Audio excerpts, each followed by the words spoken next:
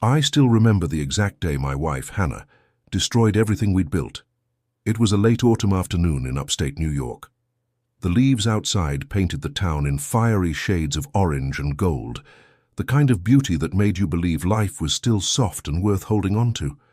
I had just returned from a client meeting in Albany, my mind busy with logistics, and the promise of a new contract that would have finally pushed my small construction firm into six-figure territory. I was tired but hopeful until I walked through the door of our modest two-story house and saw her expression. Hannah was seated at the kitchen island, her manicured fingers wrapped around a half-empty glass of rosé, her phone face down beside it. The air smelled of rosemary chicken, her favorite, but I instantly knew something was off. She didn't greet me, didn't smile, didn't even look up. The silence was suffocating. "I think we need to talk," she said coldly, her eyes finally meeting mine. Something inside me recoiled. I knew that tone. I'd heard it in friends' divorces, in stories passed around at BBQs, in movies where the woman had already moved on before she ever packed her bags. But hearing it from her, from Hannah, it felt like standing on thin ice and hearing the first long, splintering crack. "Talk about what?" I asked, my voice quieter than I expected. "I want a divorce, Mason." She didn't cry. She didn't fumble. She just said it like she'd rehearsed it 1,000 times. Maybe she had. Maybe she'd been rehearsing it in her head while I was working overtime, taking weekend jobs, skipping dinners, just to afford the mortgage she insisted we stretch for. My first reaction wasn't anger. It was confusion. Dense, numbing confusion. Divorce? Why? We had our issues like any couple. Fewer date nights, too much work stress, yes, but betrayal, a total ending? I leaned against the counter. "Is this about the money? The business?" I asked, still trying to rationalize. Hannah's lips twitched, almost like she wanted to smirk. "It's about everything, Mason. I'm tired of playing house while you build dreams I don't care about. I need someone who can give me the life I want, not some contractor fantasy." She didn't say it cruelly. That was the worst part. She said it like she'd already emotionally signed the papers and moved on to the next chapter. A calm dismissal, a closed book. "But I've been working my ass off for us," I said, almost whispering. "This contract coming up, it could change everything." "You've been working for yourself," she snapped. "You just don't realize it." I stared at her, trying to recognize the woman in front of me. This wasn't the girl who used to cheer when I fixed a broken sink. This wasn't the woman who cried when we signed the mortgage. This was someone else entirely. Then it hit me. There's someone else, isn't there? Silence. Her eyes shifted just slightly. A beat, a breath. That was all the answer I needed. "You son of a bitch," I muttered under my breath, but not at her. At myself, for not seeing it sooner. I walked out of the kitchen without another word. Upstairs, in the master bedroom we had painted together last spring, I sat on the edge of the bed and stared at my calloused hands. These hands had built our home, had built our life, and now they were shaking. Hannah's footsteps echoed in the hallway. She didn't follow me. She didn't offer an explanation, just let the silence stretch between us like a chasm. The next morning, I woke up early and packed a duffel bag. I didn't ask where she was going. She didn't ask where I was going either. We had gone from lovers to ghosts sharing a hallway. That was the day I walked out of my own home for the last time. What Hannah didn't to know was that I wasn't just walking away from her. I was walking towards something she never saw coming. Because while she had been planning her exit, I had been building something far more valuable than she could ever imagine. And the storm she thought she unleashed. It hadn't even started yet. The silence between Lauren and Jason grew louder with every passing day. At first, Lauren chalked it up to exhaustion. Work had been demanding, and with their daughter Ava's recent school switch, life felt like a whirlwind of tasks and to-do lists. Jason, meanwhile, had thrown himself even deeper into his work, or so he claimed.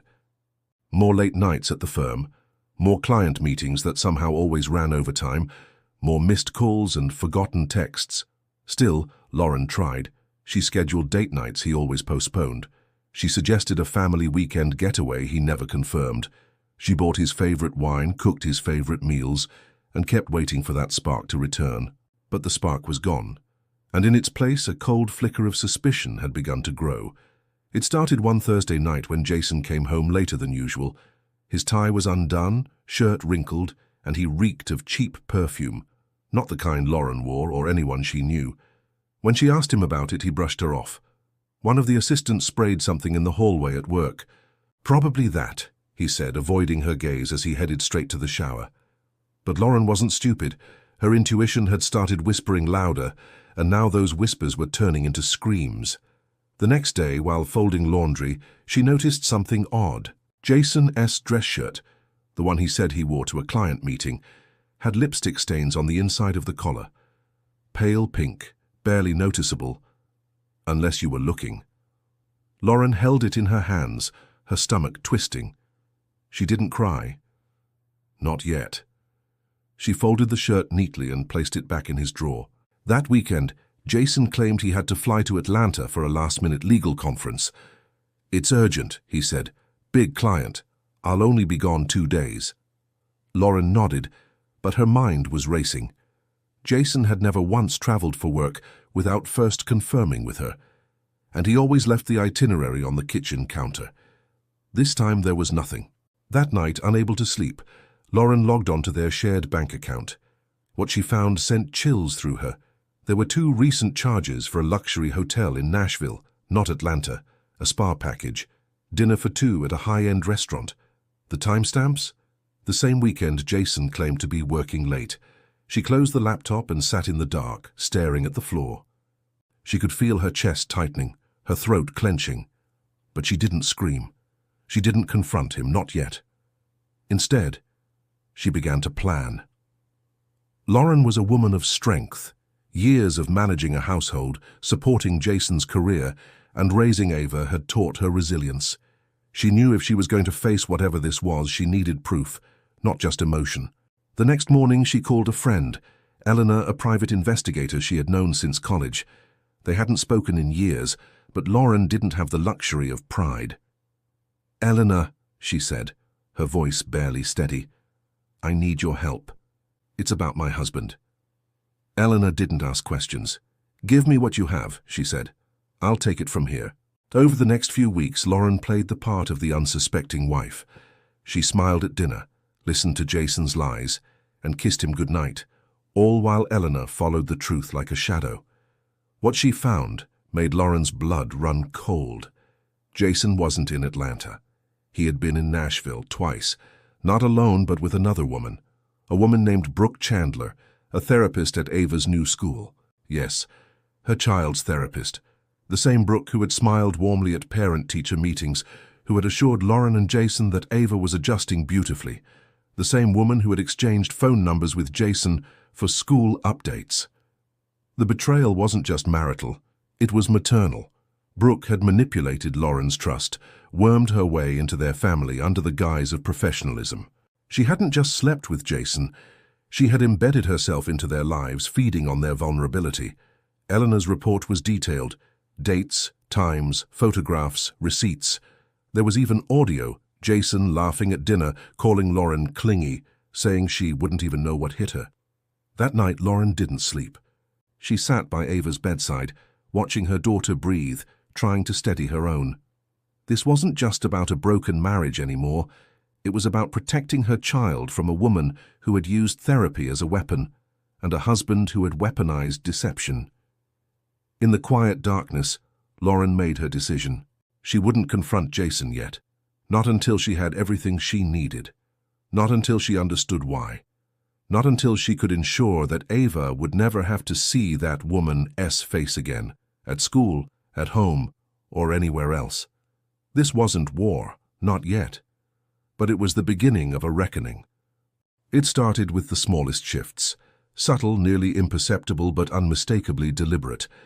Brooke began inserting herself into conversations that had nothing to do with her. During one family therapy session, when Jason mentioned he was considering switching companies to be closer to home, Brooke's tone shifted, almost maternal, almost possessive. "That's a big decision, Jason," she said, eyes fixed too long on his. "Make sure it's not just about proximity. Sometimes people run from one problem straight into another." Lauren's eyebrow twitched. Jason didn't seem to notice, but Lauren did. She always did. Then came the change in recommendations. Brooke had initially advised joint activities to improve family cohesion, game nights, nature outings, collaborative art therapy. But now she began suggesting one-on-one sessions with Jason and their son, Dylan. To rebuild the paternal bond, she said. At first, Lauren appreciated the suggestion. Jason hadn't been connecting well with Dylan since the diagnosis, and maybe some focused time would help. But when those sessions started running longer, sometimes 2 hours, and always ended with Brooke privately debriefing Jason while Lauren waited outside, anxiety began to stir in her chest. One evening, after another extended session, Jason came home distant, distracted. When Lauren asked about the therapy, he just shrugged. "It's good. Brooke thinks I'm making progress." That was all. Brooke thinks, not Dylan, not Jason himself. Brooke. The name had become its own presence in their house. Lauren tried to shake it off. Maybe she was imagining things. Maybe she was jealous of the bond Brooke had with Jason and Dylan. Maybe her own exhaustion was distorting things. After all, being the parent who constantly managed the schedules, the tantrums, the sensory meltdowns, it wore her down. Could she trust her own perception? Then the envelope came. She had been organizing the mail, separating bills from junk, when a cream-colored envelope caught her eye. No return address, just her name written in a careful cursive. Inside was a photograph. Jason and Brooke, not in a clinic, not with Dylan. They were at a bar, dimly lit, unmistakably intimate. Jason was leaning across the table, laughing. Brooke had her hand on his arm, smiling in a way that twisted something in Lauren's stomach. No date, no explanation, just the photo. She stared at it for nearly 20 minutes. She didn't confront Jason. Not yet. She needed more. Because if what she was beginning to suspect was true, it would upend everything. The next session, Lauren excused herself early, said she had an errand to run. Instead, she circled back and parked across the street from the clinic. She waited. An hour passed. Then 2. Finally, Jason and Brooke emerged. They weren't touching, but their body language screamed intimacy. They stood too close, laughed too easily. Jason touched Brooke's shoulder as she said something that made him smile. Lauren didn't feel rage. Not yet. What she felt was confirmation, a hollow thud in her chest. The betrayal wasn't fully real yet, but it had entered her world like a slow leak, seeping through the seams. She went home and made dinner like nothing happened. She kissed Dylan goodnight, folded laundry, listened to Jason's half-hearted summary of his day. And then, after he went to bed, she pulled out a notebook and began to write everything down. Every timeline, every deviation, every glance, every text, every excuse. She wasn't going to accuse, not yet, but she was going to prepare. Because Brooke wasn't just trying to help their son anymore. She was maneuvering herself into Lauren's family, and Lauren was going to stop her. Jason sat in his truck outside the local public library, hands gripping the steering wheel, his mind buzzing like a beehive. Across the street was the small, well-kept office of Dr. Brooke Hayes, the woman who had somehow become the centerpiece of his unraveling life. But he wasn't here to confront her. Not yet. This was reconnaissance. He'd driven past her office 3 times already this week, each time debating whether to knock on her door and demand answers. But something told him that wasn't the play. No, this had to be smarter than that. This wasn't just about infidelity anymore. It was about manipulation. About how deeply Brooke had embedded herself into Lauren's psyche, and their son's. Jason pulled out the file folder from the passenger seat. It was thick now, full of printed emails, screenshots of text conversations between Lauren and Brooke, financial documents showing curious transfers to a wellness mentoring LLC registered under Brooke's name. He'd also spoken to 2 other parents, quietly, who had taken their kids to Brooke A.'s practice and noticed a similar pattern. Overly intimate counseling, strange advice that led to separations. A few even used the word grooming. Then this morning, something new landed in his inbox. A digital copy of Lauren's latest filing with family court. Jason had expected it to be hostile, but what he read was like a dagger to the gut. Mr. Reynolds, it stated, exhibits patterns of emotional instability, impulsive aggression, and controlling behavior. He has demonstrated an inability to provide a stable, emotionally secure environment for the minor child. Based on multiple therapeutic observations by Dr. Brooke Hayes, continued sole custody by the mother is advised. Jason laughed bitterly. It was so perfectly framed, so professionally damning.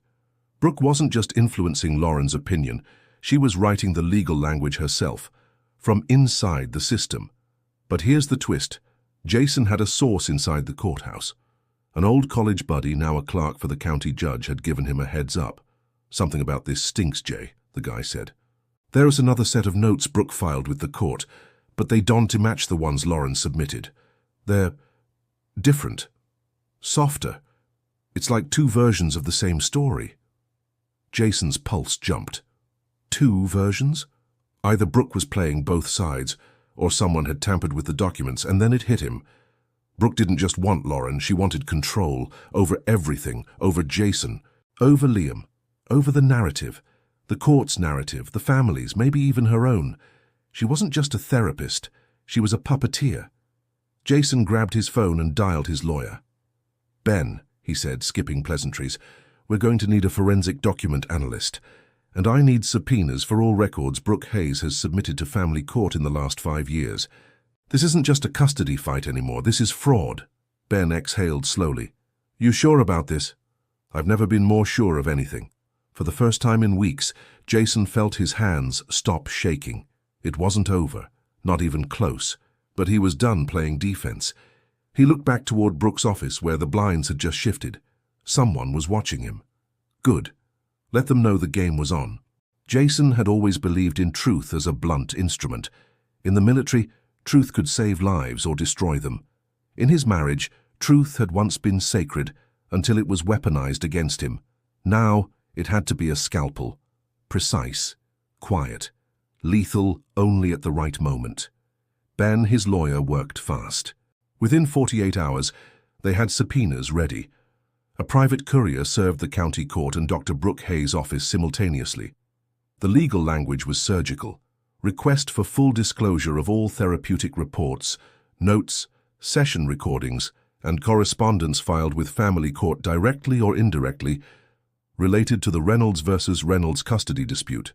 Jason knew the paperwork alone would rattle Brooke. She had built her house of influence on quiet control, and now that silence was pierced by the sharp knock of litigation. He didn't have to see her reaction to know she'd panic. Predators don't like when prey bites back.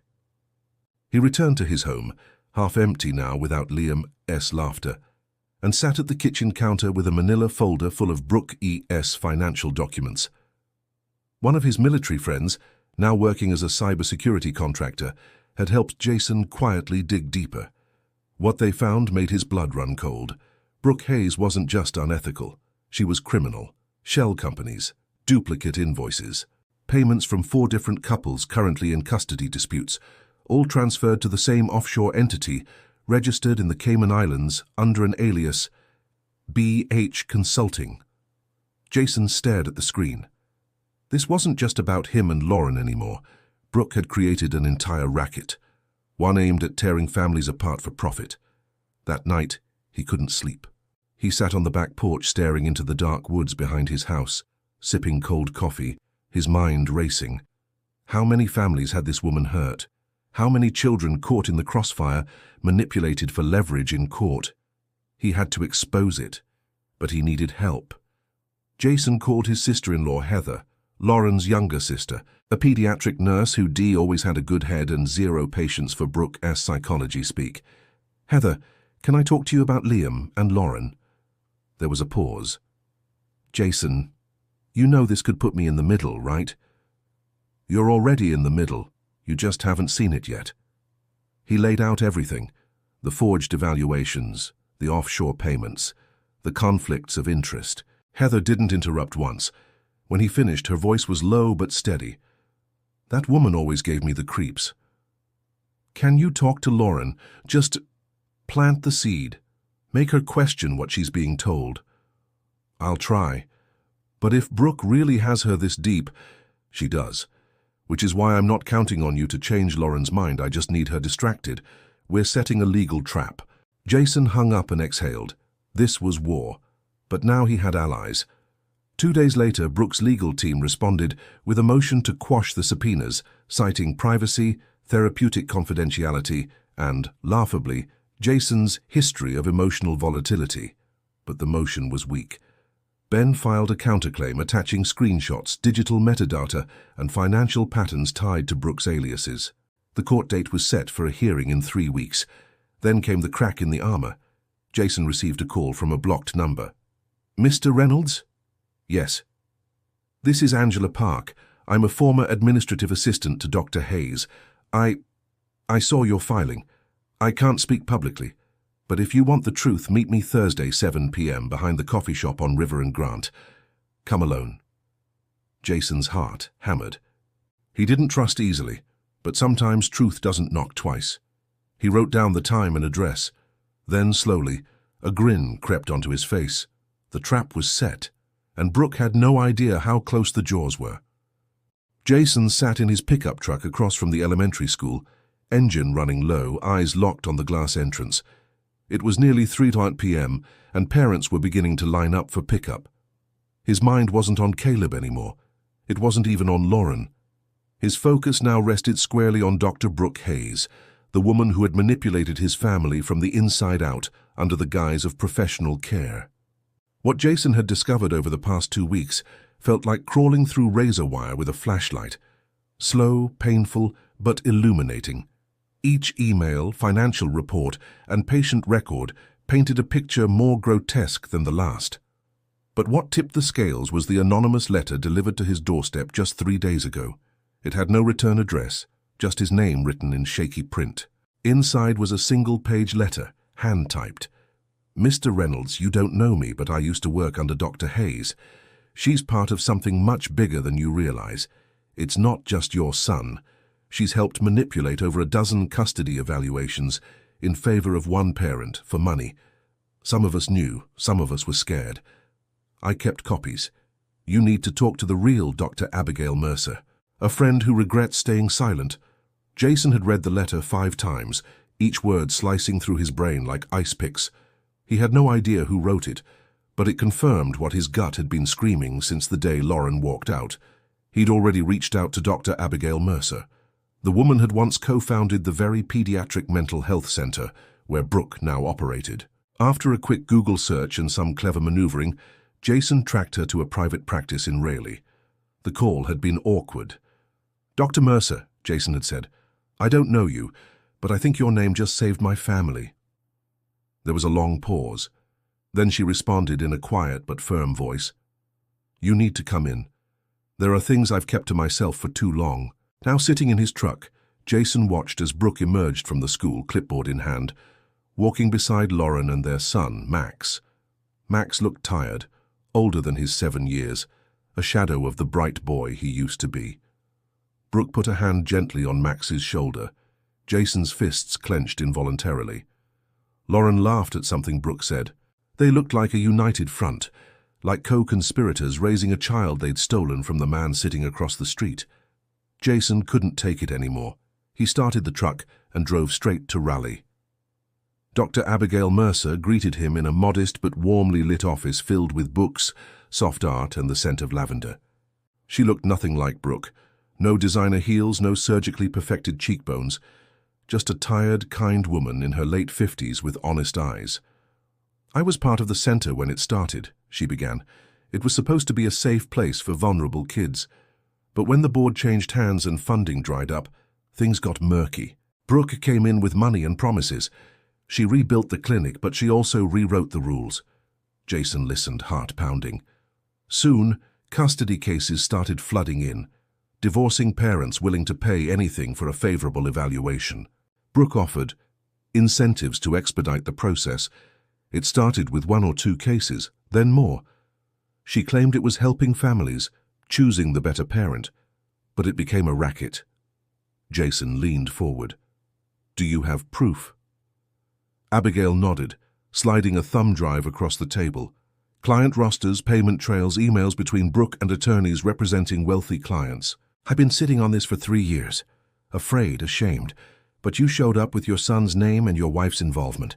That was my line." Jason held the thumb drive like it was a weapon forged from justice. "I need to go to the police." "You need more," Abigail said. "You need a lawyer who knows how to weaponize this legally. The courts are slow, but they don't ignore data. She'll testify if it comes to that. But you need a strategy." Back home that night, Jason stared at Max through the window as he ate dinner with Lauren and Brooke again. She was everywhere now, embedded like a tick in their lives. The mother of his child and the woman who had helped destroy his marriage were raising his son together in plain sight. But now Jason had what they feared most: evidence. It wasn't time for confrontation, not yet. It was time for war. The courtroom had the chill of a tomb when I stepped inside that morning. After weeks of documentation, surveillance footage, forged evaluation reports, and whispered tips from whistleblowers, the day had finally come. The custody hearing that would decide my daughter's future had arrived, and I had brought an arsenal far more powerful than emotion: truth. Lauren sat across the aisle, wearing her usual mask of serene confidence. Brooke Hayes was behind her, flipping through a binder she likely knew was full of lies. Dr. Abigail Mercer wasn't present. Rumor had it she'd taken a sudden leave of absence from her practice. That left only us and the presiding judge, a woman I didn't recognize from earlier hearings. An older African-American woman with sharp eyes and a reputation I had quickly looked up the night before. Judge Ramona Eldridge, tough, old school. Known for two things: hating theatrics and being impossible to bribe. Perfect. The opening statements were standard fare. My lawyer, a relentless bulldog named Karen Doyle, outlined the irregularities in the evaluation, the mysterious relationship between Lauren and Brooke, and our formal request to remove the therapist's report from custody consideration. The judge said nothing. She simply watched. But when Brooke was called to testify, something changed. Her voice, usually smooth and clinical, had a tension to it. As Karen presented emails, some anonymously leaked, that showed after-hours communication between Brooke and Lauren, her composure began to falter. "Ms. Hayes, how often did you speak to the child's mother outside your official sessions?" Brooke hesitated. "Occasionally, for scheduling." "Did you also discuss Jason Matthews, the father?" I can't recall specific instances." Karen didn't flinch. She pulled out a transcript of a voice message. "Then why did you say, and I quote, 'We'll make sure he doesn't stand a chance,' on a call dated 3 weeks before your report was filed?" Brooke froze. Lauren leaned in to whisper something to her lawyer. I glanced toward the judge. She was still silent, but now her hands were clasped tightly in front of her, jaw clenched. It was time. Karen pulled out the final card. Footage. A hidden camera placed by a whistleblower inside Dr. Mercer's office, capturing Brooke and Abigail arguing over adjusting the narrative to match what Lauren wanted. Judge Eldridge sat up.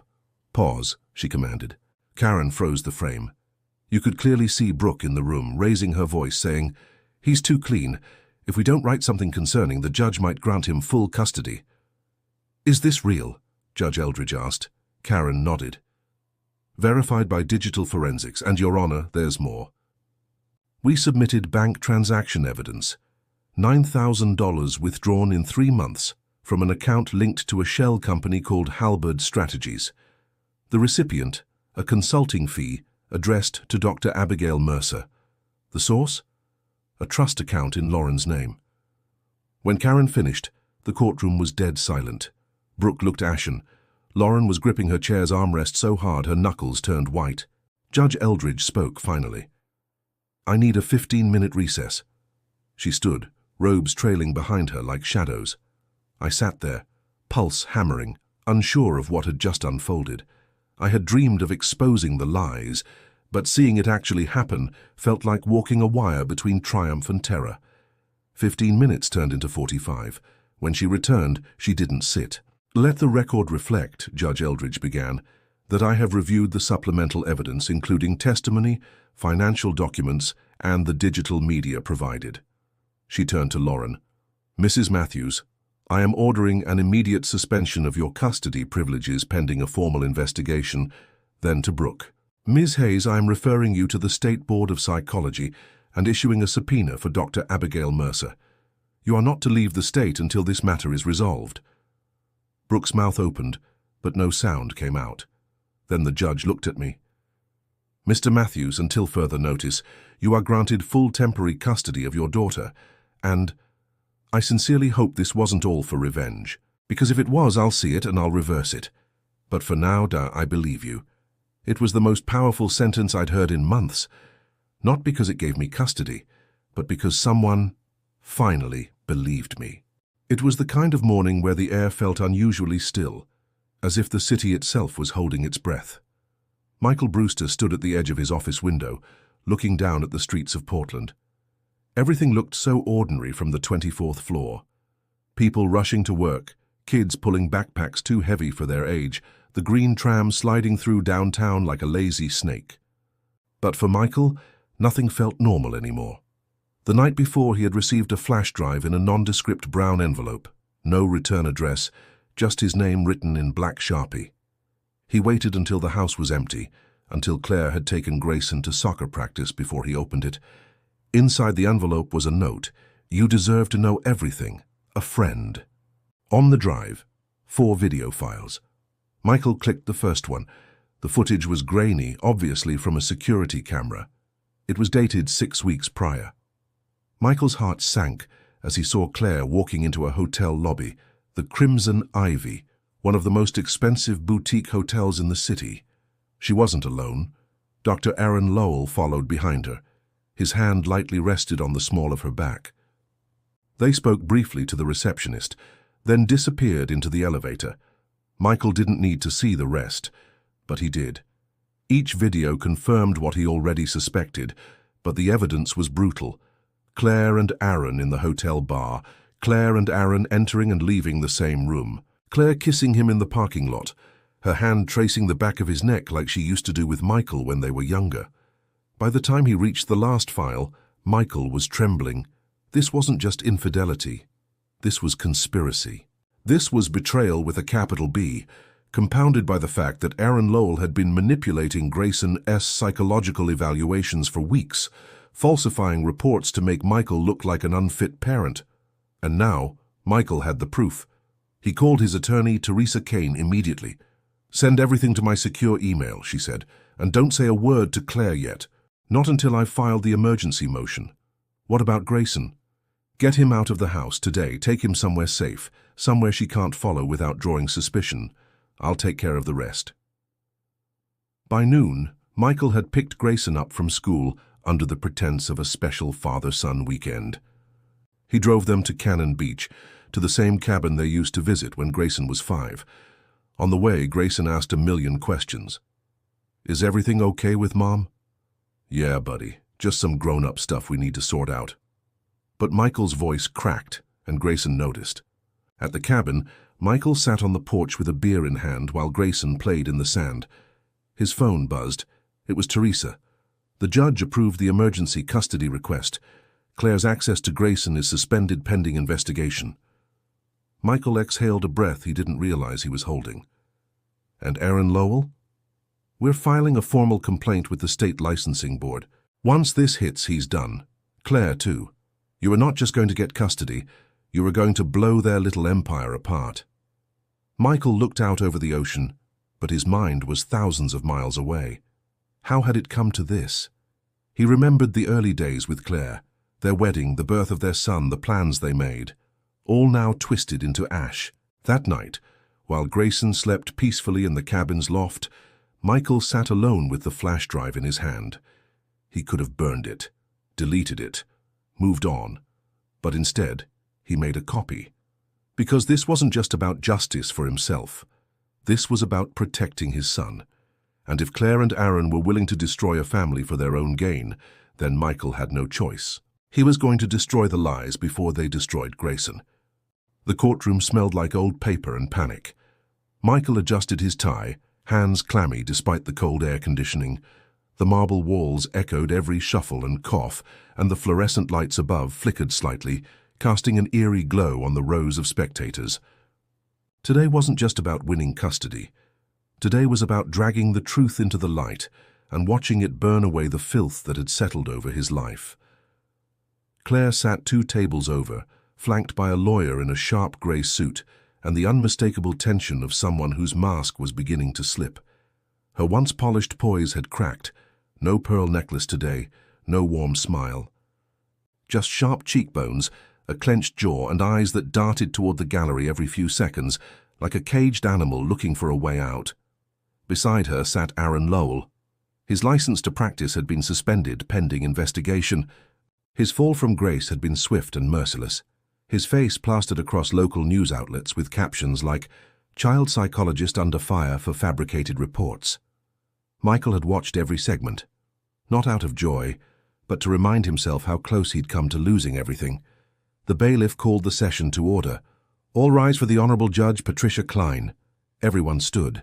Judge Klein, a no-nonsense woman in her 60s with reading glasses that perched like hawks on her nose, entered and took her seat. "You may be seated. We are here to address the custody petition and accompanying allegations of professional misconduct and conspiracy to defraud." Michael's lawyer, Teresa Kane, rose first. "Your Honor, what we have here is not just a custody battle. This is the unraveling of a carefully orchestrated scheme involving lies, falsified psychological evaluations, and a coordinated attempt to rob my client of both his child and his livelihood. The court must recognize the depths of the manipulation that occurred." Judge Klein raised an eyebrow. "I'm listening." Teresa submitted the flash drive and documentation. "These are time-stamped security videos, audio recordings, and digital forensics confirming that Claire Brewster and Dr. Aaron Lowell were engaged in an extramarital relationship and used their positions of trust to falsify documents in order to build a false case against Mr. Brewster." Claire's attorney objected immediately. "Your Honor, this evidence was obtained without proper chain of custody." "It's admissible," Judge Klein cut in. "Given the corroborating documentation, objection overruled."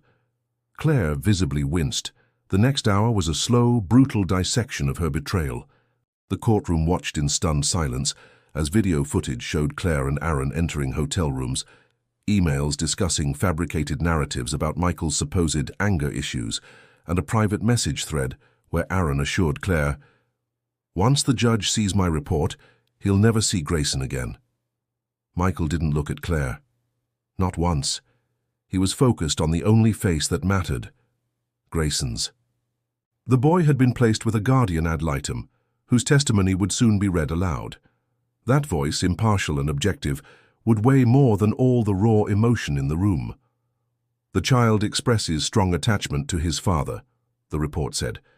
"He has described feelings of fear and confusion regarding his mother's recent behavior, including overheard arguments and time spent with Dr. Lowell. The child has asked to live with his father until things feel normal again." Claire's face went pale. When the judge called for final statements, Teresa stood tall. "My client did everything by the book. He didn't retaliate. He didn't make a scene. He gathered evidence. He protected his child. That, Your Honor, is what responsible parenting looks like." Claire's lawyer gave a lackluster defense, highlighting her previous good standing and emotional stress. But it was clear the court had already seen enough. Judge Klein removed her glasses, folded her hands, and paused. "In over 20 years on this bench, I've seen my fair share of messy divorces and bitter custody disputes. But this was different. This was malicious." Her eyes turned to Claire. "Claire Brewster, your behavior not only endangered your son's well-being, but exploited the judicial system. I am awarding full custody to Mr. Brewster, effective immediately." Claire let out a quiet sob. "As for Dr. Lowell," Judge Klein continued, "your conduct is a stain on your profession. I am referring this case to the State Bar and Medical Licensing Board for further review. This court recommends permanent revocation of your licenses." Aaron's jaw clenched. Bangs of the gavel echoed like cannon fire. It was over. Michael didn't smile. He didn't gloat. He simply stood, hugged his lawyer, and walked out of the courtroom like a man stepping out of a storm and into clean air. Outside, the sky had turned a pale blue. Grayson was waiting with Elizabeth, Michael's mother, on a bench in the sun. When the boy saw his father, he ran straight into his arms. "Are we going home now, Dad?" Michael held him tight. "Yes, kiddo. We're going home." 6 months later, the sun rose gently over the suburbs of Ashland, Oregon, casting a golden light across a quiet cul-de-sac. A modest two-story house stood at the end, its front porch draped with ivy and its windows open to the spring breeze. Inside, the smell of waffles filled the kitchen while laughter echoed down the hallway. Michael Brewster poured 2 glasses of orange juice and set them on the table. Grayson, now 10 and seemingly taller by the week, sat in his chair doodling on a napkin with syrup on his cheek. It was a simple moment, beautiful in its ordinariness, no shouting, no legal threats, just breakfast between a father and son who had survived the storm. A lot had changed. Michael had sold his shares in the consultancy firm and taken a position teaching part-time at the local university. It didn't pay as much, but it gave him something far more valuable. Time. Time with Grayson. Time to heal. Claire had left Portland soon after the trial. Rumors swirled, of course, that she'd moved to Texas, that she'd changed her name, that she was trying to get licensed again under a new alias. But Michael didn't follow. He blocked her number. He deleted her social accounts. He didn't want to know. He wasn't angry anymore. He had simply let her go. Aaron Lowell was still fighting to keep his medical license. The board's decision was expected any day now, but with the mountain of evidence and public scrutiny, no one held their breath. His name had become synonymous with malpractice, and though Michael never uttered a single word publicly, justice had spoken for him. One morning, Grayson asked, "Dad, are you ever going to get married again?" Michael paused. "Maybe one day. Why do you ask?" Grayson shrugged. "Just thought you're happier now, I can tell." Michael smiled. "You know what, buddy? I am." The doorbell rang. Standing on the porch was a woman holding a clipboard and a sunflower bouquet. Emily. She was the school guidance counselor who had helped Grayson during the custody battle. She had become a friend. Then something more. "Morning," she beamed. "Hope I'm not too early." "Not at all," Michael said, stepping aside. "Come in." Grayson jumped from his seat. "Emily, guess what? I scored 2 goals at soccer yesterday." "2?" she gasped. "Looks like someone's going pro." The three sat down for breakfast. Emily brought a gentle presence to their home, kind but not invasive, supportive, never overbearing. She never tried to replace anything that was lost. Instead, she helped them build something new. That night, as Michael stood outside watching Grayson chase fireflies in the yard, he felt a quiet peace settle over him. Life didn't give do-overs, but it gave rebuilds. And in the wreckage of betrayal, he had found clarity, courage, and a version of fatherhood more real than he ever thought possible. He wasn't a victim, he was a survivor. And this calm, this home, this boy with fireflies in his hands, was his victory.